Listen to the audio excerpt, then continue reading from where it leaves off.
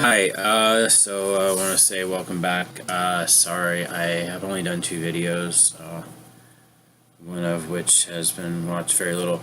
But I didn't really know how to go about doing this because I want to make it informative as possible, and I also want people to be able to take this journey with me and feel every aspect of it. I held back on my second video, I think, because I didn't want people to really see how fucked up, crazy, wacko I can be when I'm having issues, which are all the time, basically. But I was really manic for probably, I would say, the day before Thanksgiving. My sober house manager had asked me to move out of the house because I had been speaking about death and ending my life with other people in the house. And apparently, one is not able to do that in a sober house where I'm trying to get better. Not meaning to be sarcastic, but I should be able to talk about those things just like I think I've talked about in a couple of the first two videos here. Part of the reason that I want to do this YouTube channel is because it is okay to talk about those things, because you do have those feelings. You do want to kill yourself sometimes. It's just part of being bipolar. It's just part of being a fucking human being. And anyone who says that they don't ever think those thoughts are called liars. So, with that being said, I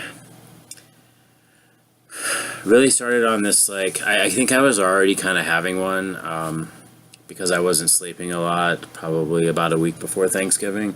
But then the day before Thanksgiving, when I was told that I had to leave my house because they were concerned about me and were going to give me my $250 deposit back in cash so I could be standing out on the street, sad, depressed, and in a manic state. Oh, and also a recovering drug addict on top of having severe bipolar disorder. That just, to me, sounded like a recipe for disaster, and I would not do that to my worst enemy. So, if you're watching this and you have loved ones who have bipolar disorder and you've wanted to do tough love on them, tough love is one thing, but throwing people out on the street when they're like that is a really horrible idea. It's just inviting them to commit suicide, or if they're an addict, to relapse on drugs and commit suicide. So I really don't recommend that you do that type of tough love to someone. If you're concerned about someone, sit down and talk to them, ask them, because if they're anything like me, they're going to tell you that they fucking feel like they want to die, or that they're unhappy about something, and most likely will tell you what that is. Or you could take him to the fucking hospital, but don't kick him out on the street. Alright, enough about that. So this really ignited, I believe, my mania that I was heading on. So probably the day after that, I had a pretty good Thanksgiving day. I wasn't with Tyler for the first time in a couple years since our breakup. So Thanksgiving was really awkward. It was different. It made me really upset. Towards the end of the day, I did speak with him. I was hoping that, memories and old feelings would make him want to drop everything he was doing, because, this selfish bipolar addict that I am, I wanted him to do that, and I expected him to feel like I felt, or I expected him to react how I was reacting. So my anxiety level was really up. That didn't happen. We shared some words, got a little heated. It never is anything that lasts, because he does still love me and I do love him. I think it's just because I'm hurting, and he understands how to handle my bipolar disorder. He understands how to handle my mood swings more than anyone who's ever been around me in my life, maybe except for my grandparents. The guy's like a fucking saint, let me tell you, because I don't know if I'd be able to do it. The day after Thanksgiving, I was helping a Somali family right down the street. There's a gas station. I live in kind of a not a bad neighborhood, not a great neighborhood, just kind of a. It's a really busy neighborhood in the city of Minneapolis, and this part of Midtown is kind of hit or miss. There's a lot of sober houses in the area, but there's also a lot of drugs and a lot of crime. This guy had hit this Somali family's car who lives at the corner. I live like 5 houses away. Make a long story short, I ran over there to help, ended up getting a gun pulled on me, pushed up against my chest near my heart. And how I knew I was really manic was at the end of that, when I came back up to my room and my roommate asked me if I was okay, and I was like, yeah, I'm fine. And then I just started thinking, wow, I just had a gun pointed at my heart. I was arguing with someone, telling him, really, you're gonna fucking shoot me over a goddamn car accident? It just continued. Like, I just wasn't able to sleep for days and days and days. And by Tuesday of last week, I had been up for about 6 days with about an hour nap here and there, maybe even 7 days. So that night, I believe it was Tuesday night, yeah. I stayed up and I went downstairs in my sober house and I scrubbed the shit out of the kitchen. Like, I couldn't stop scrubbing the countertops. I was literally about to lose my mind. I was punching myself in the head to the point where I thought I was going to pass out. I still have like lumps on my head. Yeah, sounds crazy, but it happens. So I wasn't going to go to outpatient, but I didn't want to stay here and say that I felt bad, because had I stayed here and told them why I needed to get some rest, I would have gotten kicked out of the house. But because I had to do something with my mental illness and they don't think that I'm mentally stable enough, well, I am mentally stable enough to have my own fucking apartment and even live in here. I mean, if I'm going to kill myself, I'm going to kill myself anywhere. I'm going to either do it in a sober house or here, but if people are going to use, they're going to use. If they're going to kill themselves, they're going to kill themselves. Where you do it is really not the issue. But anyway, I started getting really aggravated because I realized, like, wow, this is like another one of the things that I'm talking about. I can't come back to my sober house where I'm living to try to get myself better, to get some rest, because they'll kick me out. They'll kick me out because I've got bipolar disorder, because I've got a disorder that they don't know how to handle, that they don't know how to deal with, that they're not equipped to deal with. Well, this isn't a medical facility. It's a place where someone lives to help themselves get better and have support around them. I've had a couple people here that I trust that support, but I wasn't even talking to them about how bad this manic episode had been. So I went to outpatient and I wanted to just get up and leave. I was texting. I was even going to go to a friend's house who's actively using drugs to sleep, because I needed a place to sleep. I was getting so exhausted.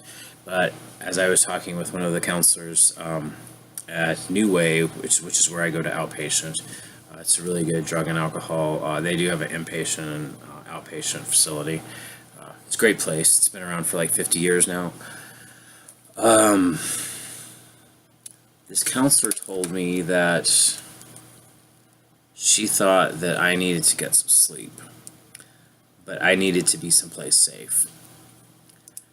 And she said I wasn't even ready for sleep, that I was still all over the place, and I really was.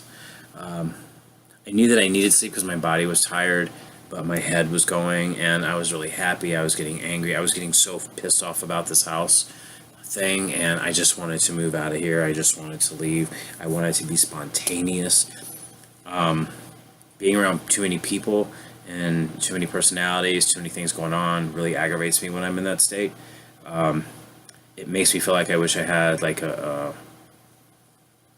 AK-47 and I could just spray the whole room and just make it quiet for me.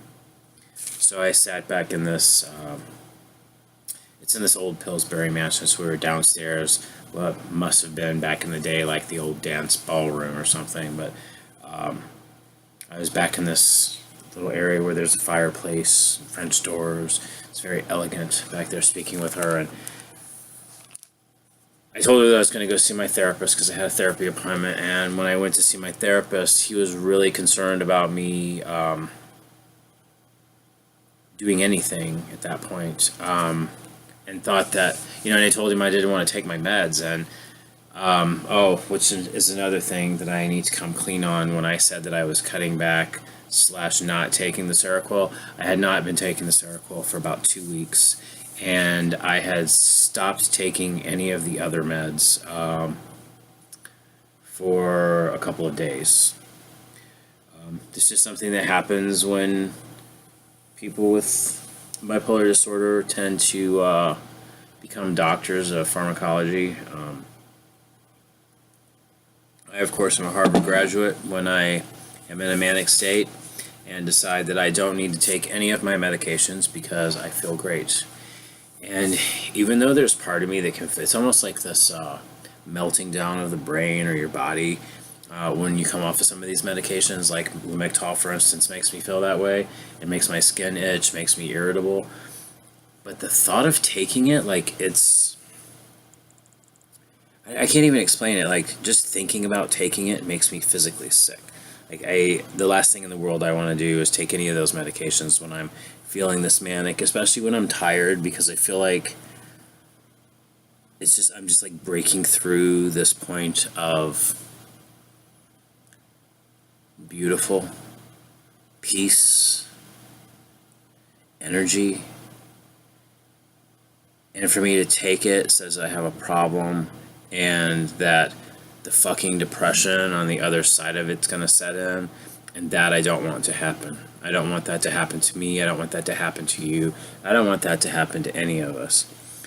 But the fact of the matter is it's going to, regardless if we take the fucking meds or not, because I was taking these meds, and yeah, I slipped on some of them, but I was taking these meds, and I still got the manic episode. This is probably hands down the worst manic episode I've had since before I left New Mexico to come here to get sober, when I went to Pride Institute. Although, no, I take that back. This summer when I relapsed, when Tyler and I were apart, when we first broke up, that's when I had another really bad manic episode, and started using heavily. And my drug use isn't necessarily because I want to use. I don't like using drugs. I don't really like sticking needles in my arms or hanging around the scumbags that I hang around with when I do drugs.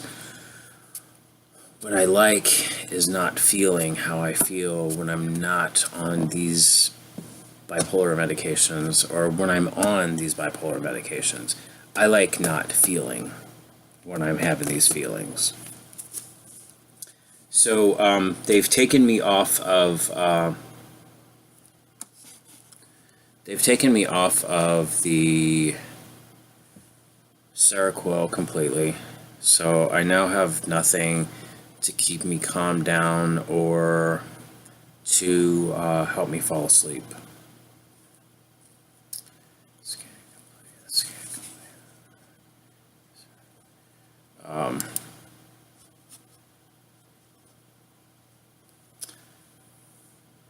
I can't get this fucking thing off the screen. Hold on. Okay. So I take no Seroquel. I take no Lamictal. And I have been put on Latuda, and my lithium has been taken up to 1,200 milligrams. I am going to say this. I feel a lot better. I feel actually more normal than I've ever felt in my entire life. And I fucking hate it. Yes, I do. I absolutely hate feeling this normal. I don't know how to function in this. I don't know how to feel. I tried to pick a fight with Tyler tonight, which ended up working and then made me feel like shit because I wanted to go hang out with him. I was walking around the house pretty much looking for something to just piss me off, something to set me off, something that was just gonna make me mad. And there was nothing. But I had also stayed up the night before again. I don't know if it's because I wasn't taking the Seroquel. They kept me in the hospital for 2 nights. I forgot. Oh, I skipped over all that because I don't take the ADHD meds anymore because I think they make me rather irritable. And I can also do irritable very well on my own without any of those things. But they do keep me focused. I even wrote things down again. See some of that stuff. I don't even know if you can even read that shit. But what I wanted to talk about was the Manic episode and how long it lasted, and how I'm sorry that I lied and said I had only been up for a couple of days when I had actually been up for like 7 days. Because that's just not the way Manic episodes work. You're up for days and days and days. And man, I felt like I was on top of the world. I didn't want my therapist to tell me anything, but you look great, you're doing great. I cried when I was with him. I laughed when I was with him. I felt so powerful. I felt so weak. But I didn't want to take those meds, and I didn't want to go to the hospital. And I didn't want that son of a bitch telling me either of those things. But he suggested that I go somewhere and be safe. So I went to the VA hospital, because that's where my psychiatrist is at. The counselor from New Way called the house manager and told him I would not be at the house meeting, that I was going to the hospital, and I did not need to discuss that with him. So again, this is just, another example, like, why we think that we're fucking crazy people, because we have to we have to sneak around and hide what's going on with us, because we're not allowed to let people know these things. I'm going to show you real quick, now that they've stopped all these meds, but I still have suicidal thoughts. Hopefully those will go away. I don't plan on killing myself, and I don't have a desire to, but I don't know why I want to show you this, if it's even cool or okay to do this, but I want to do it because I think I should.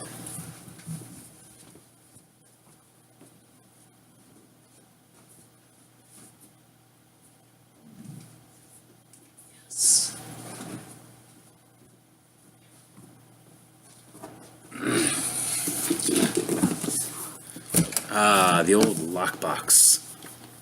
I'm going to turn it around so you can't see the combination.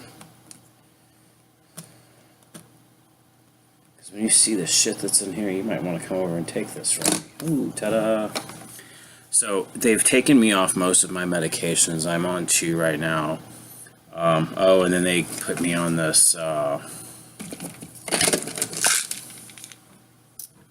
this stuff to help me lose weight that they prescribe antipsychotics to. So I'm left. It's okay. Come on up. I've got it pointed this way. So this is stuff that I have in my little black box here. All this stuff. So if I decided that, this is what I find so funny, if people are so concerned about me. Hey, thanks. Sorry about that. No worries. If people are so worried and concerned, yet I've got a fucking lockbox full of arsenic there that could take me down and 3 other people with me. And I think the reason that I wanted to show you that is because I thought about, I could get rid of that stuff I don't need. But there's this little part of me still that's like, but you may need that.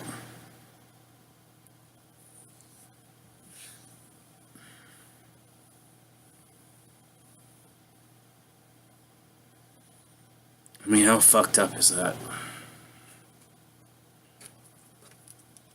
That I feel more normal than I've ever felt, yet I'm not willing to throw that stuff away just in case I need it.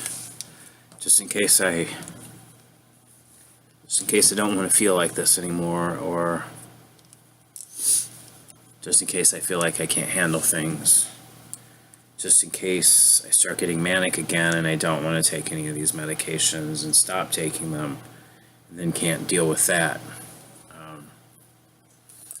Again, this is the whole trip for me here, the balance, the peace and balance, the happy.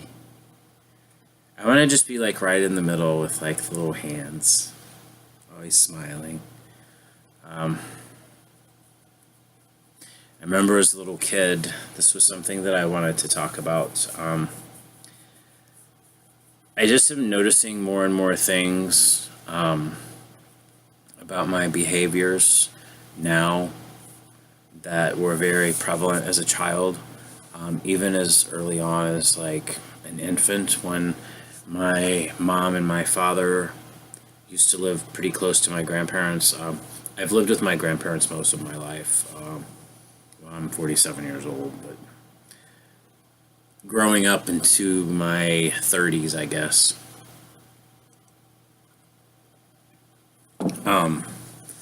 My parents were really young, so a lot of times, almost every time that they would just get barely out of the driveway with me in the car seat, I would be screaming bloody murder, so they would take me back to my grandparents. And that's where I would stay for the evening, or for the week. I never wanted to be without my grandparents.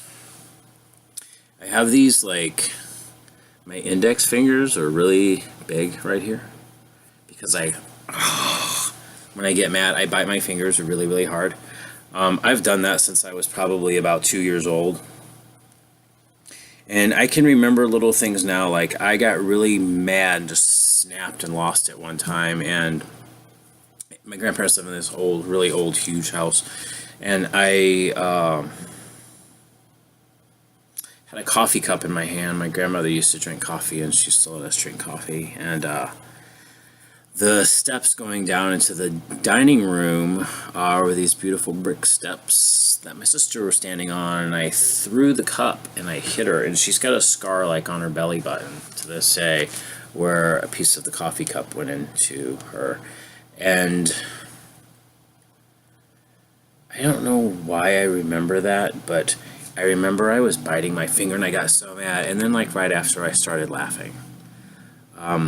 If you look at all these home movies that my grandmother has of me, I'm always smiling and putting on shows for everyone, but getting mad at the same time. I remember I just used to get so mad, and I would blow up and I would do things and I would talk to people that weren't there. And I used to think that I was crazy, and fuck, maybe I am, maybe I was then, but it was the only thing that calmed me down, was I was able to talk to these other people. I was able to redirect some of this crazy, and I used to talk to these people out loud, like, why am I talking to you? Do other people hear me doing this? Is this normal? And I remember one time as a kid, I asked one of my neighborhood friends if he ever got visits from people when he was walking around and talking to them. Like, were they really there, or were they imaginary? Because mine were really there. And I remember he didn't talk to me for like a week. And he said it was kind of scary to watch me when I got mad, because he didn't know if I was going to kill myself or someone else.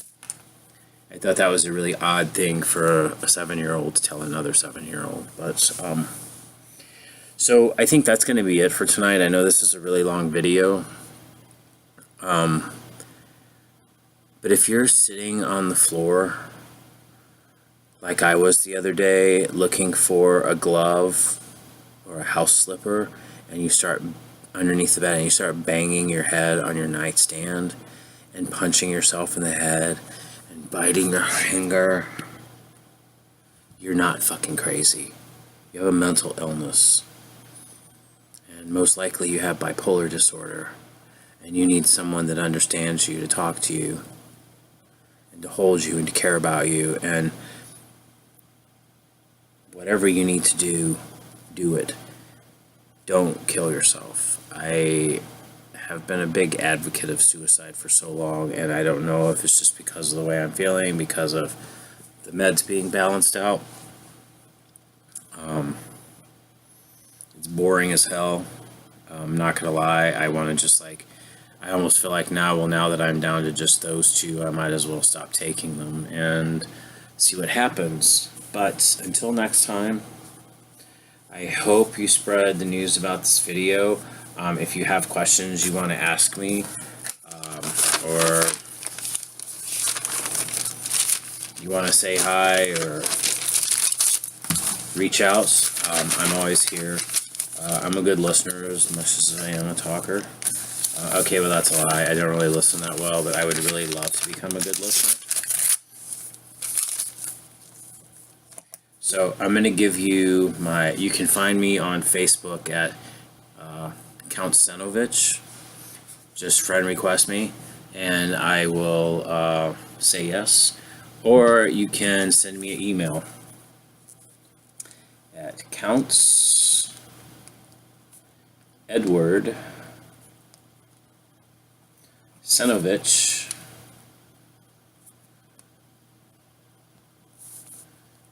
at gmail.com.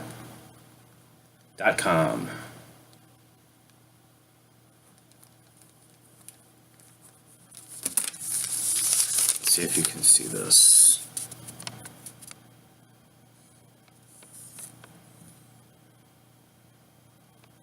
CountsEdwardSenovich at gmail.com.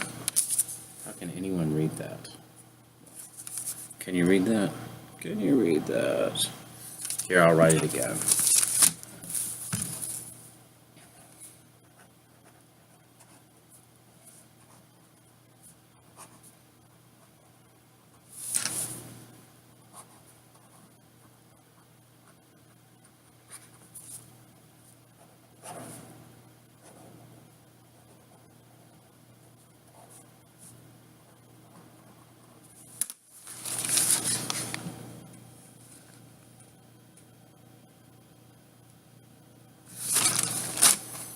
You can ask me anything about recovery, about bipolar disorder. I was also sexually abused. That's actually something that I want to get into during the next video. That's, I think, when I always had, like I said, as a little kid, those issues like I had with my sister, but I was sexually abused by my stepfather's brother, and once that happened to me at the age of 6, something really ignited with this mental illness that took it above and beyond anything I could ever imagine. So thanks for watching tonight. Thanks for your support. Please pass the word along about this video, and please make comments or notes about anything you want to ask me or anything you'd like me to talk about. Thanks. God bless.